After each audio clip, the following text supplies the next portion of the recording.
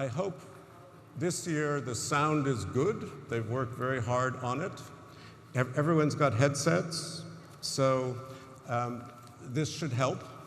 I'm Stephen Erlanger. I work for the New York Times. I'm the diplomatic correspondent for Europe, based in Brussels.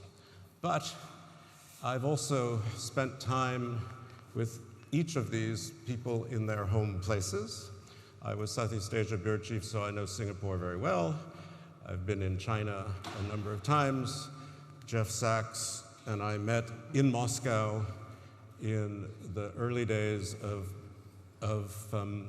Boris Yeltsin. I spent 1981, almost all of it, in Poland covering Solidarność, and have been to Poland many times since. So we have a really good panel here. It's about a decade of democracy in China and Russia, which you could almost call the anti-decade or the anti-democracy decade. But these are two countries that matter to all of us. And I think we'll begin with China, because in some ways China is less in the news, but probably is more important. We'll see. So I have, as we go down, Sun-Yun Wu. Su is a researcher at the University of Zurich and specializes in China. Jeff Sachs, who a lot of you met last night, who is at Columbia as the Director of Sustainable Development, and everyone should know, is an economist. It's a very important part of who Jeff Sachs is. And then we have Jaroslaw Kuisz, if I'm not mispronouncing it, or close enough, who is the editor-in-chief of the Polish journal Kultura Liberalna, based most of the time in Warsaw. So, Sue, tell us about China's democratic decade. Thank you very much, Steve. Very happy to be here. So I would like to start off by saying that the Chinese government published a white paper on democracy in December of last year with a very interesting and intentional title, China, a Democracy That Works, outlining a very comprehensive version and vision of Chinese democracy. Now I can imagine the reaction in this room is that there will be a lot of strong reactions about this, mostly negative from the West. And I can understand why many Western democratic countries will find it very difficult to accept the Chinese definition and model of democracy, because it looks really different from what they are used to. And also there is a very strange and somewhat disconcerting coexistence of supposedly democratic elements and a persistently authoritarian one-party rule. So as a researcher who has the opportunity to do fieldwork in China, to study political and democratic experiments, I've come to develop a much more nuanced perspective about democratic development in China. So although I do recognize that the broader Chinese political system is not considered democratic according to Western standards, there are nevertheless what I call pockets of democratic possibilities, albeit constrained at the local level and in very selected areas. For example, democratic experiments have been undertaken to allow greater citizen participation, to enhance governance by enabling local officials to be more responsive and accountable to the people. Also, a fairly recent survey conducted by Harvard Ash Center has found that a lot of Chinese people are very satisfied with their government and the political system, although with the current strict COVID-0 policy, this might change. So I guess the big question that is also somewhat provocative is, how do we make sense of China's claim that it has a democracy that works? And what are the broader implications? I'm very excited, and I look forward to discussing this with my fellow panelists as well as with the members of the audience. Great. Thank you. Let me just follow up and ask you, I mean, we're coming up to a big party congress. You know, everyone's focused on this. Absolutely. Xi Jinping wants to be emperor for life. So how democratic is all that? Well, I think as a researcher who does qualitative work, there is the high-level systemic political assessment of China, which we can all acknowledge that does not quite fulfill the democratic standards of the West. But I think if you really disaggregate the meaning of democracy, and I think this is something that scholars in academia try to do, you can see some vibrancy of citizen participation and democratic innovations happening at a very, very local level. I mean, do you think this comes from the party's desire to make sure it's in touch with people who are upset or angry, people who, in other words, is this form of democracy another form of party exercise and control, or is it something more vibrant than that? Absolutely. I think we have to be realistic about the presence of these democratic innovations and practices. I think the party is very concerned about keeping control.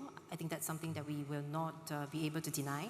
But at the same time, they're very concerned about good governance and even democratic governance, because it is also to their benefit to ensure that the people's grievances are preempted, which is why participatory institutions and participatory practices are allowed. But they are managed definitely by the party. So you get a bit of that push and pull dynamic going on. At some points of time, in certain areas of China, you can have very vibrant developments, but at any point of time, the party can always sort of pull this back. It's fascinating. Thank you, Sue. Jaroslaw, talk about Russia's decade of, let's call it, democracy. Well, first of all, thank you for having me here.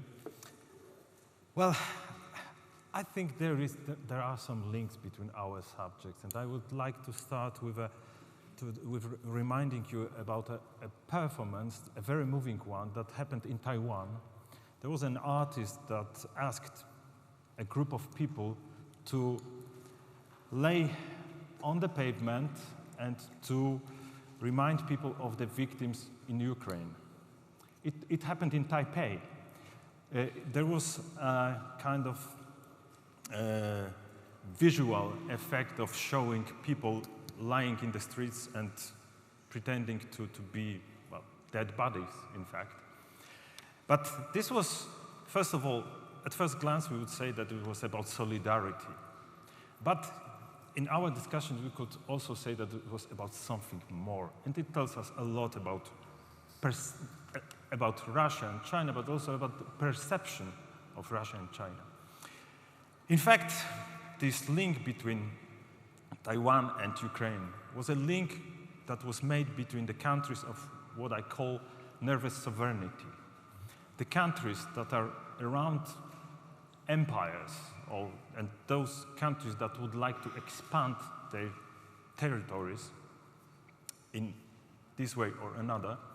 And these countries, in fact, have a very special way of leading their foreign affairs and domestic politics. The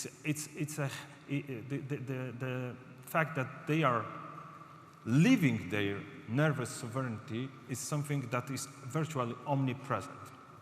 And it's now we could see it since February, not only in Taiwan and Ukraine, but also Finland, Estonia, and obviously Poland. So what it means for us, first of all, to have this framing of nervous sovereignty means that we see different things than other Western countries.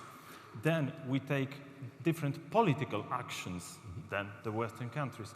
And what is of perhaps utmost importance for the future, we expect a different outcome. Expected outcome is different. So to tell it, to go through these 3 points briefly. What is the framing? What do we see? We see not an event, the war, but a process. What is happening now is not an event, it's not a war, it's a chain in a link of events. And here we could discuss how far we go back in time, but it could be 3 years, or 2014, or 1989, or further on. Number two? So, number two, the actions that are taken. If you see it not as an event, but as a process, you think that you should, you are a part of the story that is experienced in Ukraine. So actions are taken. There was 1 week that is perhaps the most telling in March, when leaders of Poland and other countries went to Kiev in person, because that they believed that this is when it was a risky moment. So they thought that it would be how you display your solidarity. And that was the very same moment when Olaf Scholz and Emmanuel Macron, they were calling Vladimir Putin. That's the very same week. So you could see, like in a shortcut, that different actions are taken. The outcome, the third point. If you see it as a process, not as an event, here is a huge elephant in the room as to the expected outcome. In fact, those countries of nervous sovereignty do not expect any kind of temporary truce. They expect to win the war because it's a part of the process. They would like to see empires, in this respect Russia, perhaps in 1991, to go back to the moment when the state was in such a state that their sovereignty. If you see it from the Russian viewpoint, it would be collapse. If you see it from the Estonian viewpoint, that would be a moment of getting out of the trap of history, to get back to the self-determination of peoples. Sure.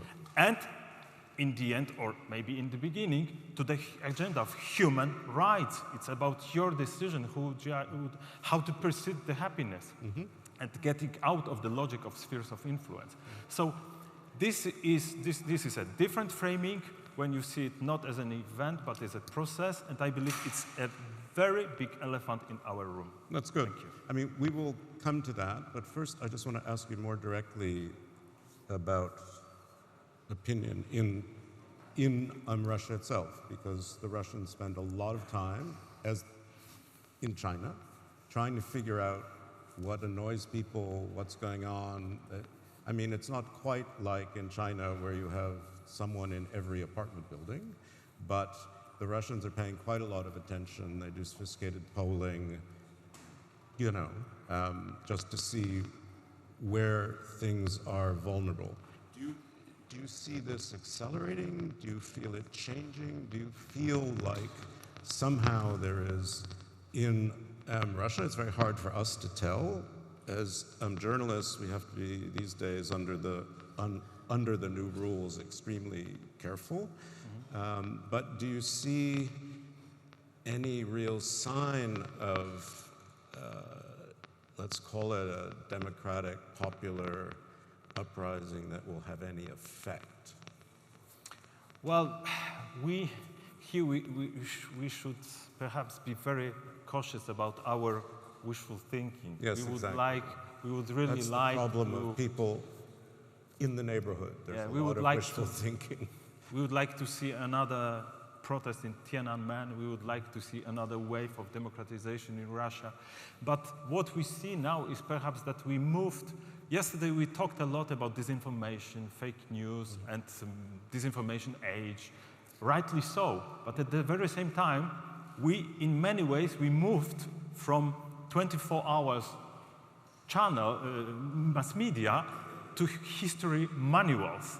And we have different ones, so different that in fact we are reading the same events in so different ways. Yes. So when you see Vladimir Putin's justification of his assault on Ukraine, it's very deeply rooted in history, in his reading of history. Sure. When you are seeing the counter-reaction of Ukrainians and, in fact, all those nations of nervous sovereignty, from Finland to Taiwan, their reading is right. Okay, very good. different. Thank you. Jeff, it's very hard. You've got to be somehow the synthesis. But you've worked in both places.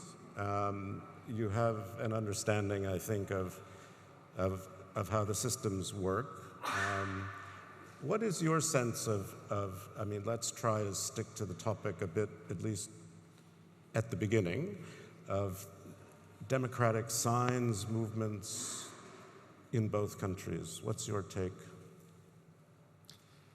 Yeah, My experience is that different societies have very deep-rooted political cultures and traditions that extend far back in history, and for good and for bad, and that these cultures are real, they are persistent, they are different, they don't rank on an easy scale that this is the best and this is the worst like we want to do. And we need an approach. I very much like what you said and agree with it. There are different narratives that are held, and these different narratives have merit. And the solution in a world of different narratives is to speak with each other more than we do.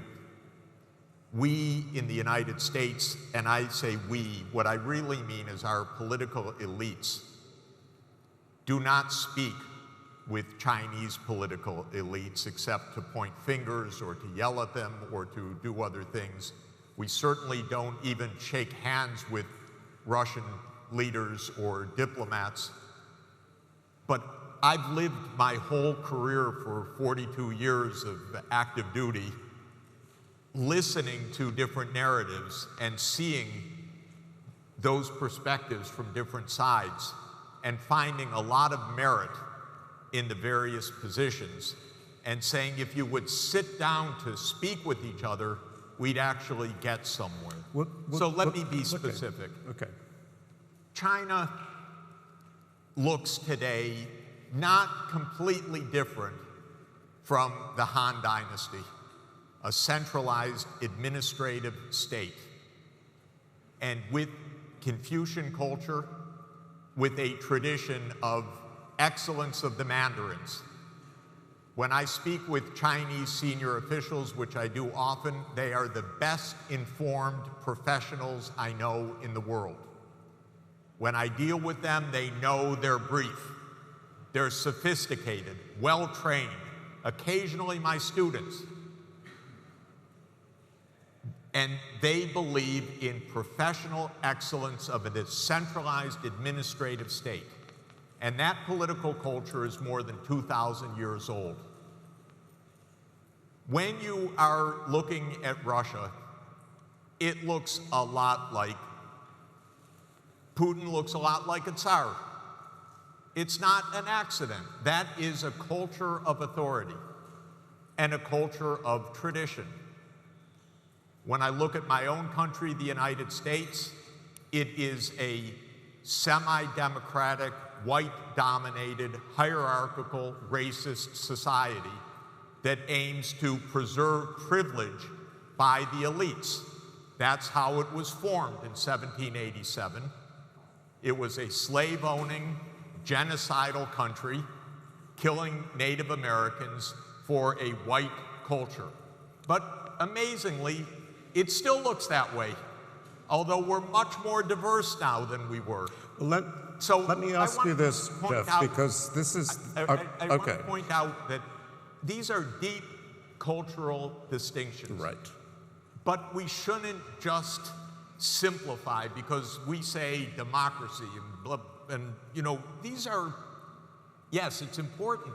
What's important is actually the details. As I mentioned last night, Plato, democracy, that was the last thing on his mind.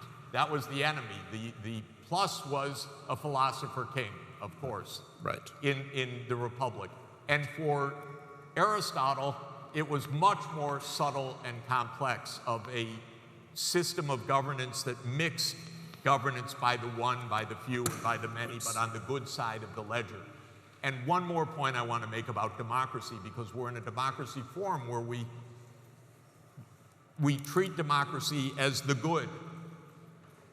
The most violent country in the world in the 19th century, by far, was perhaps the most democratic or second most democratic, and that was Britain.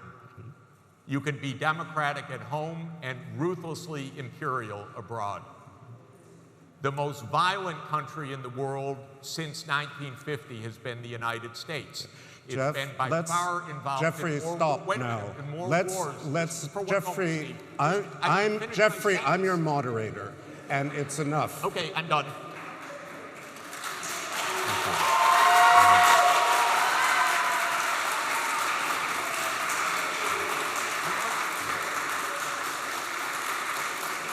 I'm not here to defend one system or another, nor am I here in any way except to facilitate a conversation and to stop speeches.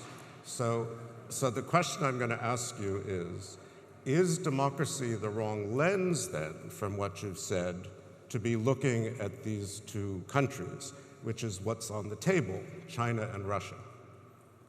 Is it to be? Is it the wrong lens Yes. through which to be looking at these two countries? The single biggest mistake of President Biden is to say the great struggle of the world is between democracies and autocracies.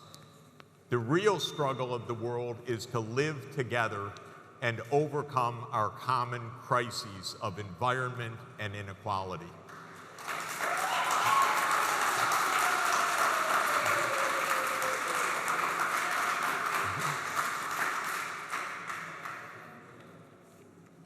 Good, thank you. Thanks. So, actually, the idea of this panel is probably wrong-headed, I think. Let me come back to the Russia-China relationship, because we've heard a lot about friendship without limits. A friendship without limits isn't necessarily an alliance. So has the movement of the war, has it altered to, do you think, the Chinese notion of Russia and what the future could bring to both countries? Or do you think it's underlined, which it may have done, the sense that they are trying to break a world order that they didn't build and which they don't like and that doesn't serve them? So I don't think that, I think we have to clarify this. A lot of the mainstream media, I find, has conflated sort of China's lack of condemnation of Russia to be equivalent to the support of the war, which I think it's not a very constructive way to look at how China looks at the whole Ukrainian-Russian crisis.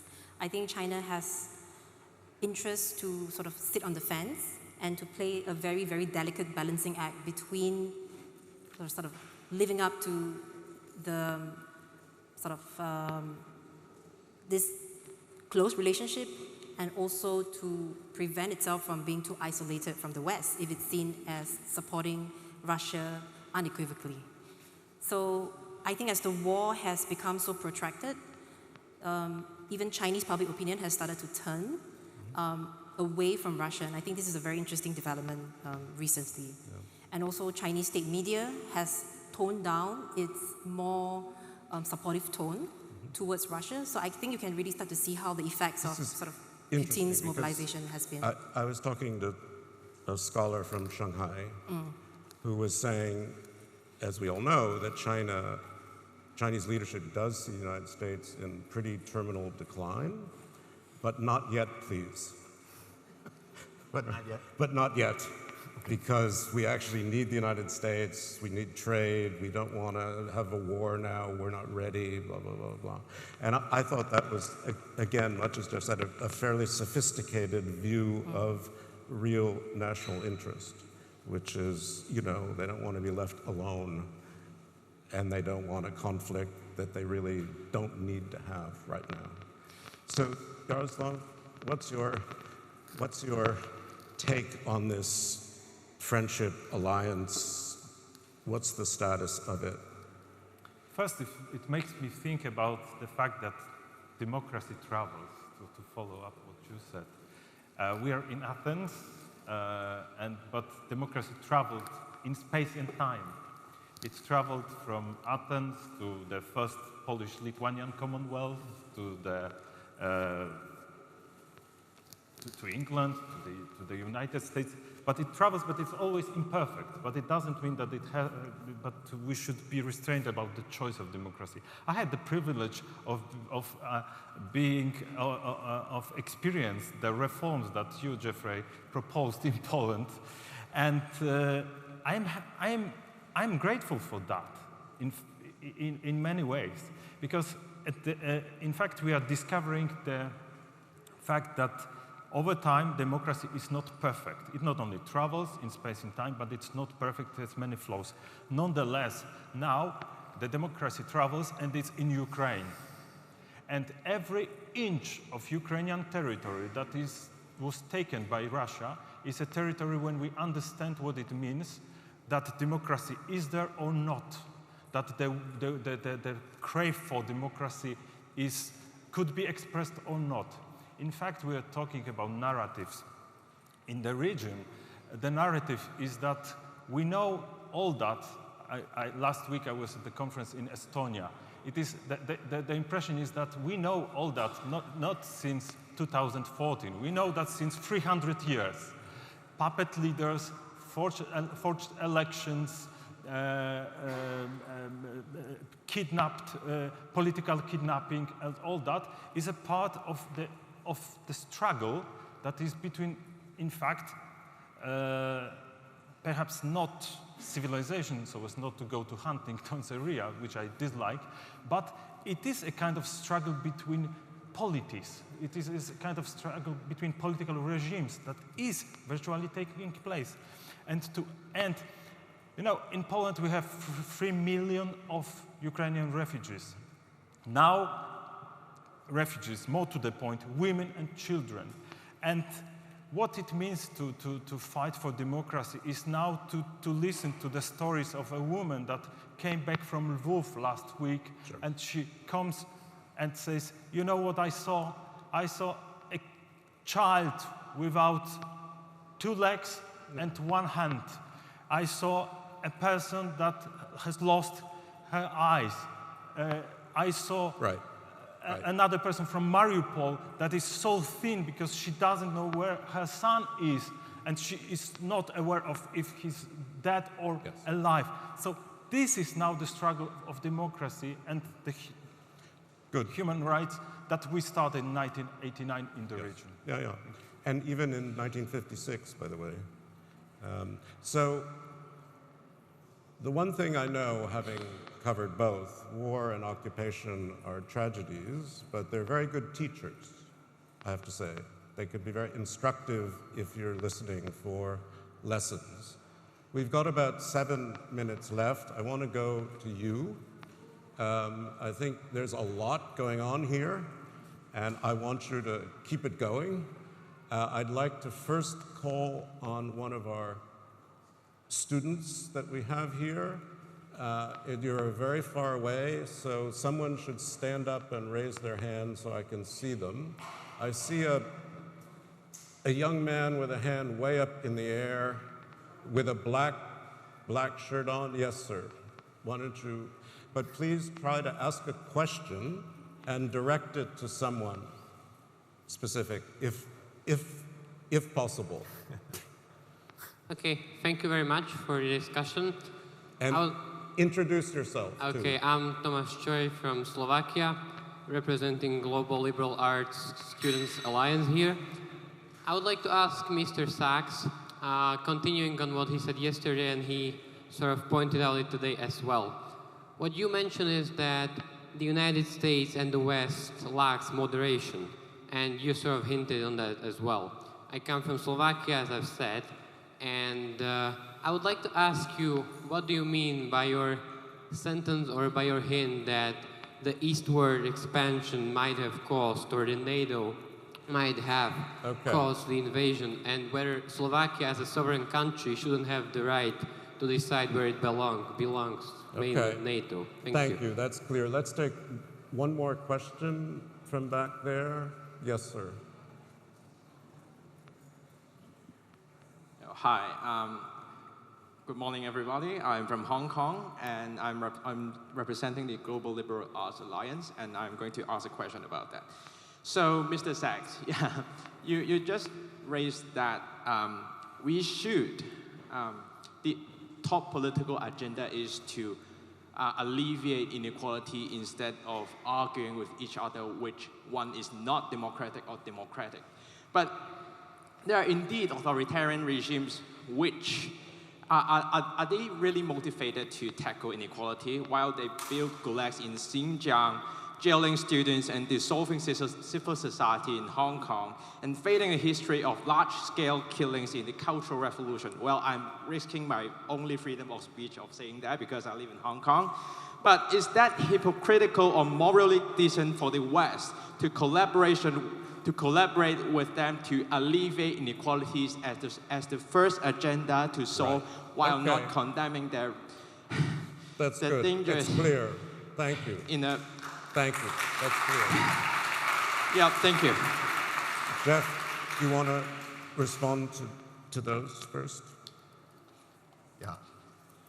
My view is that we need a world that operates under two major charters. One is the United Nations Charter, and the second is the Universal Declaration of Human Rights, which is our moral charter. That's a multilateral charter. It is based on the idea of international cooperation that was envisioned after the horrors of World War II.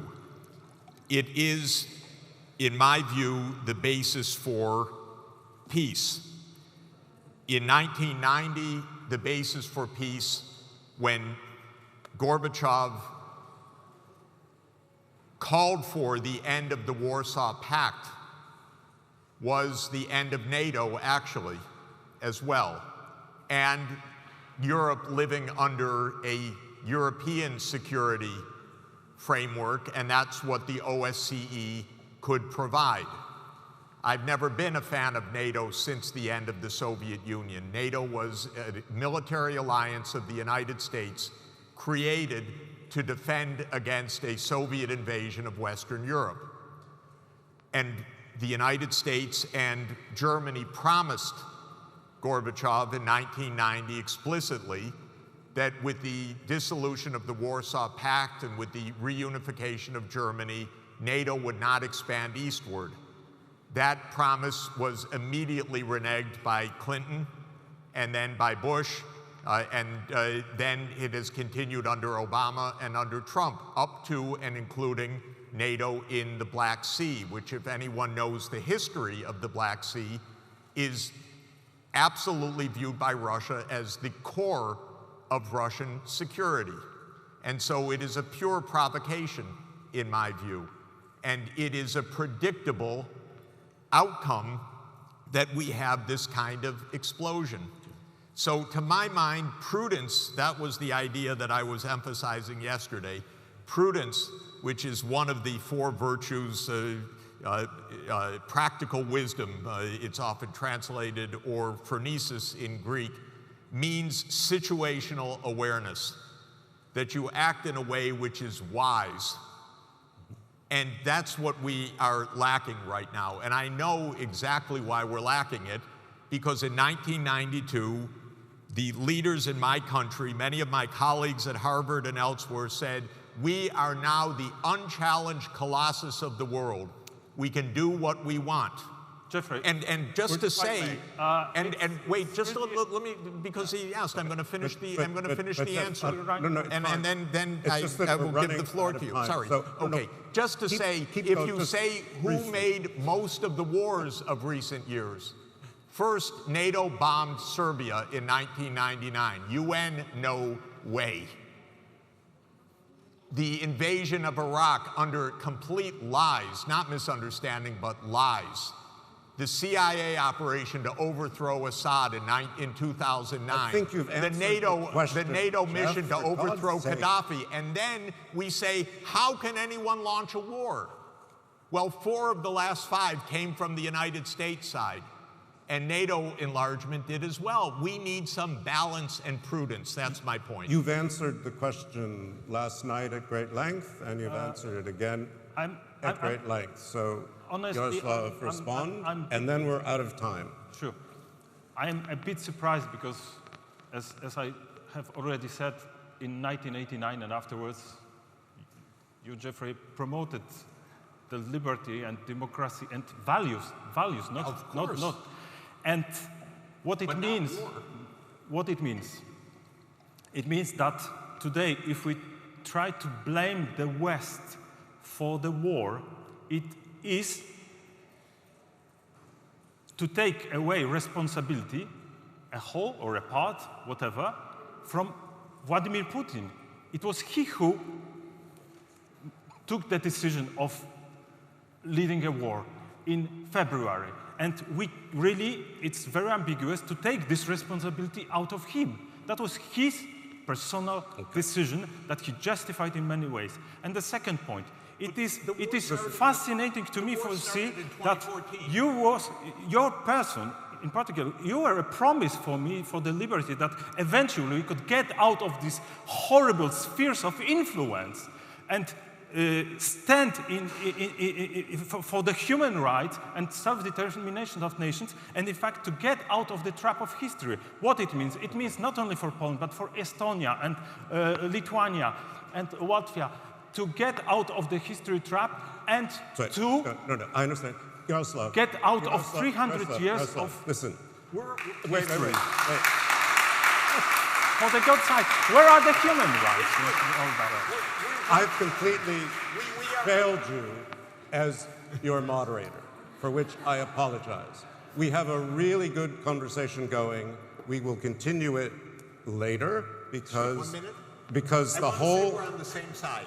Oh, and I okay. want to explain one thing. So 30 seconds, and then we have to keep going. And I do apologize. I love this conversation, but it's the wrong place to have it all day long. I love your country, and I worked as hard as I possibly could for it. And I want you to know that when the Solidarity government took power with... You were with us. Not you were on our side. only I was helping to devise that with Prime Minister Mazowiecki, who made it possible? Mikhail Gorbachev. Actually, with the call with Adam Michnik, a very fascinating moment in history. So it's more complicated than this. We need both sides working together, and it's possible. Great. I think we've explained a bit of what our complications are. We will keep talking because democracy is about debate. He says in a great cliche, but it's true. But let me now thank my panel and introduce Liz Alderman, who will do the next affair about photographs with Alexander Chekmenov, who's a Ukrainian photographer. So thank the panel and thank you all.